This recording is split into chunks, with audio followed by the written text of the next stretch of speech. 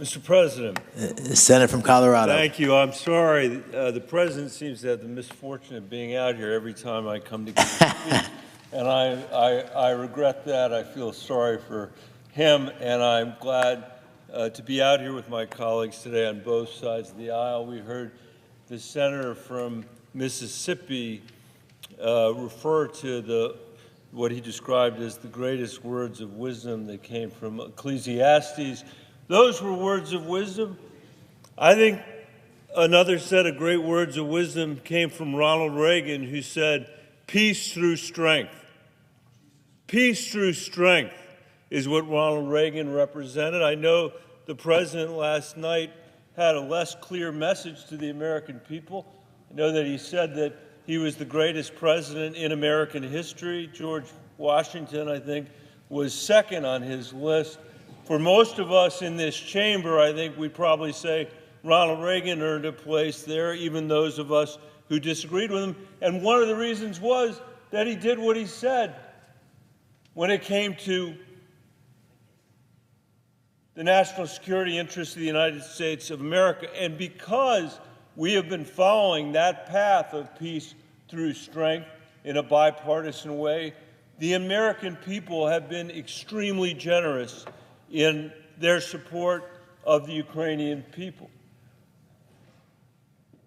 since the invasion of Ukraine by Russia. And the American people have earned a profound debt of gratitude from free people all over the world, including in the United States. Their courage and our weapons and the weapons of our allies have held Putin's army at the gates of Europe. Nothing else has. They have shown that democracies will stand up to defend themselves and will not roll over to dictators, whether they're in Moscow or Beijing. But unlike us and unlike the rest of the world, the Ukrainians actually have paid a huge human toll. They have almost 400,000 casualties. They've had over 40,000 deaths in this war. Mr. President, their cemeteries are bulging with new graves that are piled high with flowers that testify to the sacrifice of the Ukrainian people in every community in Ukraine. Anybody who has been there has seen them. It's impossible to avoid the cemeteries that have piled up with soldiers who have been willing to pay the ultimate sacrifice on the front lines of this war in Ukraine. I delivered a speech just a few days ago, which you may have had the misfortune of hearing, discussing President Trump's false accusation that Ukraine started this war with Russia. And to my colleagues who say it doesn't matter what the president says, that it's only the outcome that matters, be patient about this great negotiator who learned everything at the heels of Mr. Cohn while he was doing commercial real estate in New York. Some of us are worried about it because words do matter, especially the words that the president utters. Could you imagine anybody on this floor defending a president who said that Taiwan had invaded China when China had invaded Taiwan? That would be ridiculous. That would be absurd. And that is the situation that we face today. It's no different than that. It's identical to that.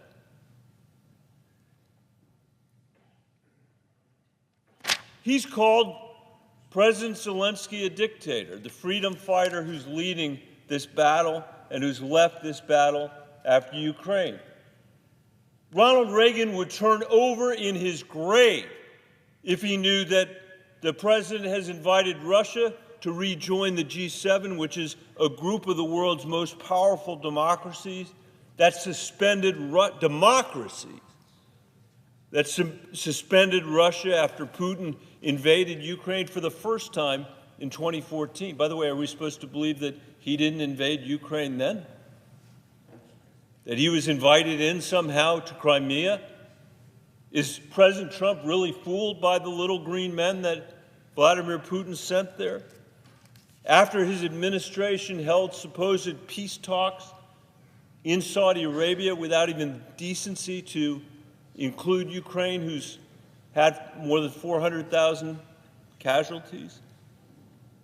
Every single one of these statements and decisions have emboldened Putin. You can see it in the newspapers in Russia. You can see it on TV. And they've weakened Ukraine's negotiating position, profoundly undermining our own national security.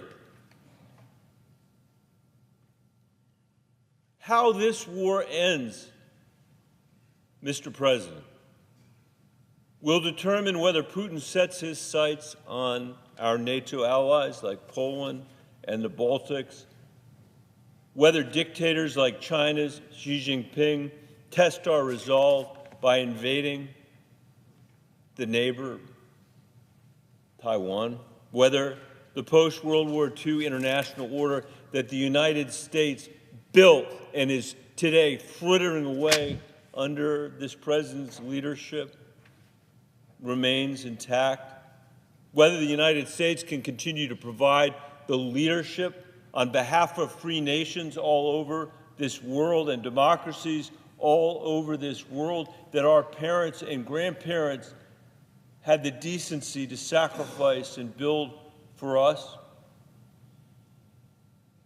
Whether we're going to face another conflict in this world that's actually started by a tyrant but ended by democracies. The last thing we should be doing is undermining Ukraine's negotiating position and ours when we have this much at stake. I know the presiding officer has spent his life in negotiations in the private sector. I have spent time, not as much as the presiding officer, I certainly have spent time in these negotiations as well. And when you're in our discipline, when I was in the private sector negotiating these deals, was that we would let every deal die at least 3 times because our theory was no deal worth doing could be done the first time or the second time. I can see the presiding officer he's probably said it was 5 times before you get to a deal.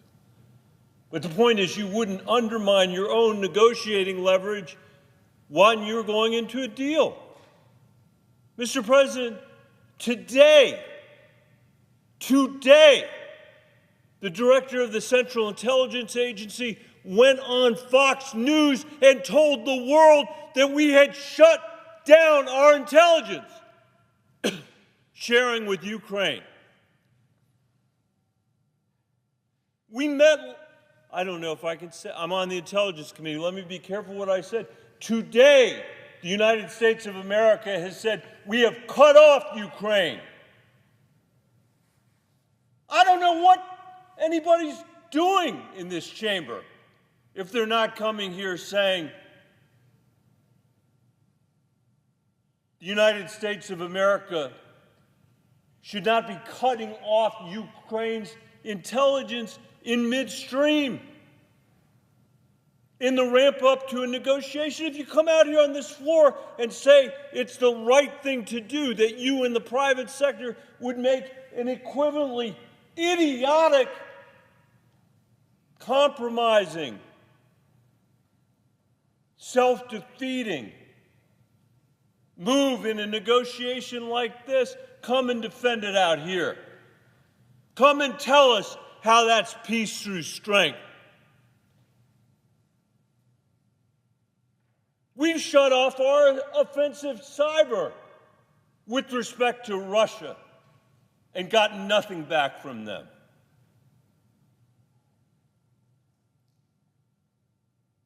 Ronald Reagan is turning over in his grave. And a national security strategy that, I guess, has been concocted in the realm of social media and cable television but it has nothing to do with the national security interests of the United States. It can't be defended.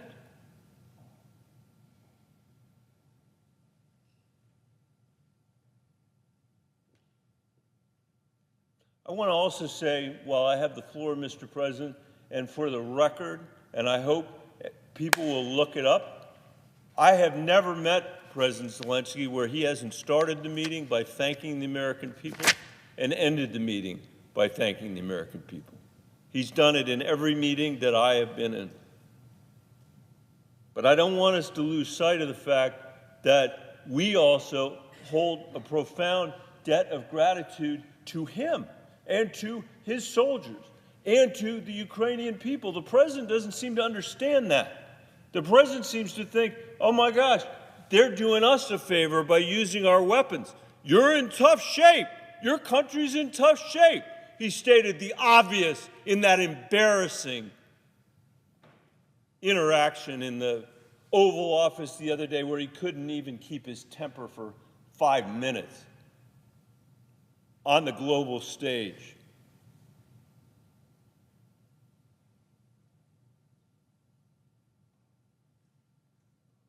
The Ukrainians are not just fighting for Ukraine, they are fighting for democracy. They're fighting for Europe.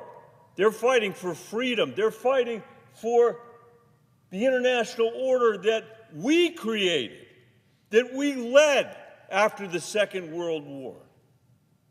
Should NATO pay its share? Yeah, it should.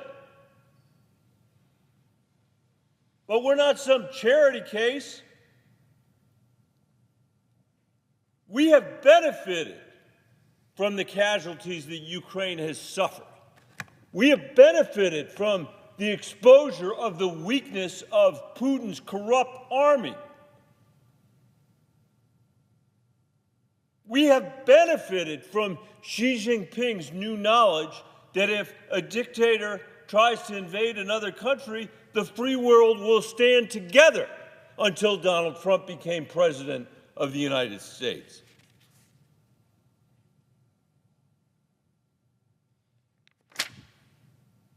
I want to say again, Mr. President, to you and to all of my colleagues here today, the United States has turned off our intelligence to the Ukrainian people.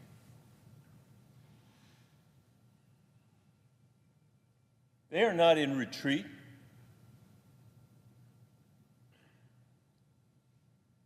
They are on the front lines of this war today, in the middle of winter, on the steppes of Europe, where 16 million people were killed by Hitler and Stalin. When my mother was born in Warsaw, a Polish Jew in 1938, the year before Hitler invaded Poland, and we've turned off their intelligence? They're killing more Russians there every month than they were 6 months ago.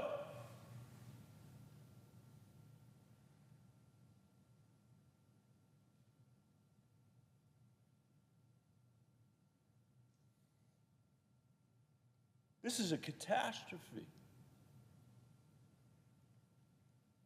Mr. President.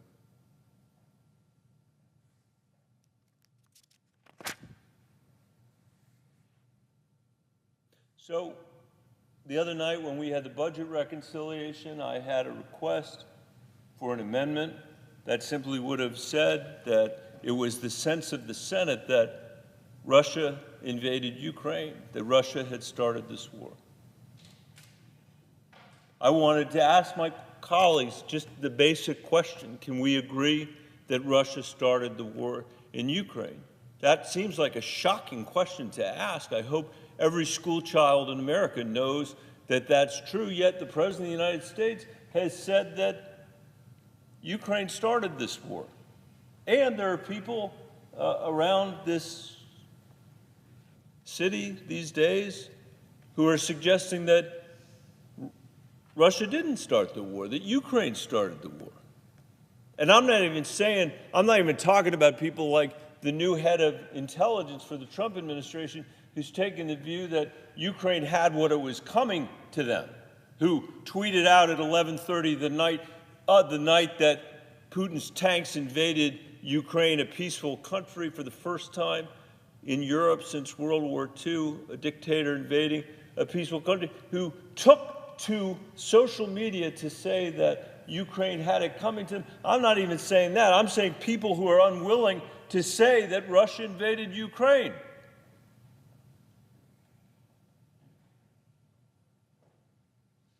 When it launched an unprovoked and unjustified full-scale invasion of Ukraine in February 2022. Following their already illegal annexation of Crimea and their illegal occupation of parts of the Donbass. So that's all my resolution says. That's it. That may seem like a basic and remedial task. I'm sorry it's necessary.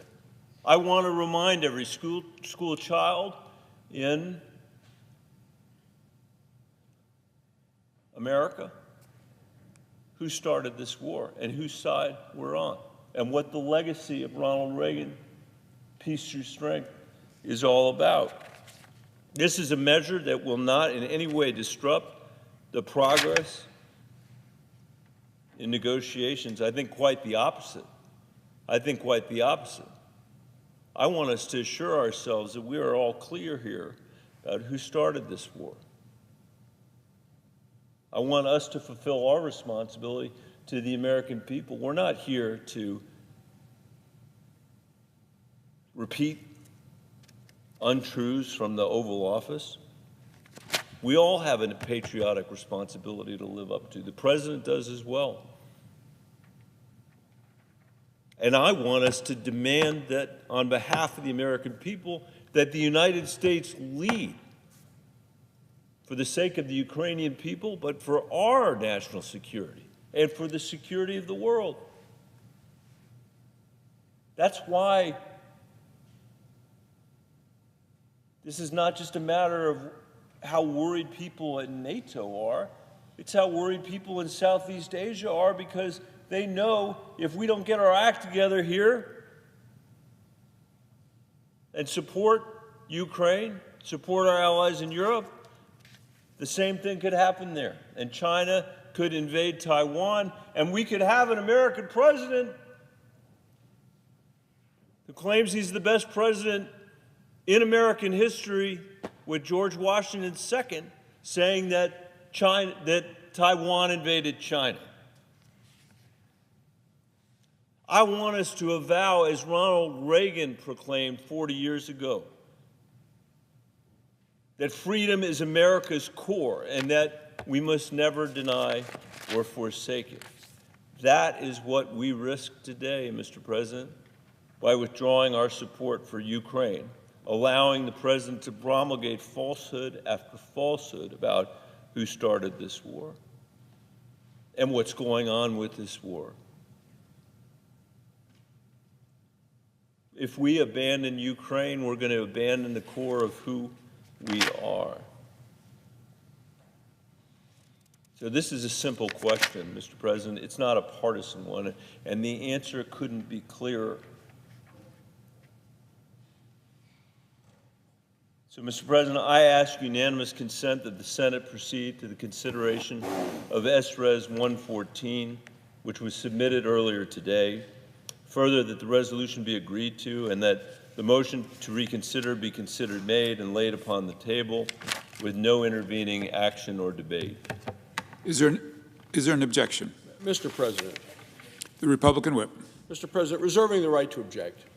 The American people want to see this war end. We want to see the killing and the bloodshed stopped. President Trump shares those views. He wants peace. He wants to end the war. President Trump and the administration are negotiating right now, today, to achieve that peace. He addressed it last night in his address to Congress and to the nation. I think that President Trump is the very best hope to achieve lasting peace in Ukraine. He has my full support as the negotiations continue. The entire Senate should support those efforts, and therefore, Mr. President, I object. Objection is heard. And let me say, I know my colleague from Vermont is here, so I'm not going to go on, but I'd just like to respond to my friend from Wyoming by saying that it is shocking to me that tonight in the nation's capital of the wealthiest country in the world, a place that we think of as the freest country in the world, that our intelligence sharing with Ukraine, which has been one of the most effective means of their ability to prosecute the war in Russia, or the war in Ukraine against Russia, has been shut off by the United States of America. And our arms have been shut off to some degree as well in the middle of winter while they're sacrificing on the front lines for freedom and for democracy. It is shocking that we are in the position that we're in. And I hope, for the sake of our kids and for our grandkids, for the sake of the allies that we have all over the world, for the sake of democracy and freedom in this world, that we pull together as the Senate and articulate the importance of pursuing this negotiation out of a position of strength and not of weakness. Mr. President, I yield the floor.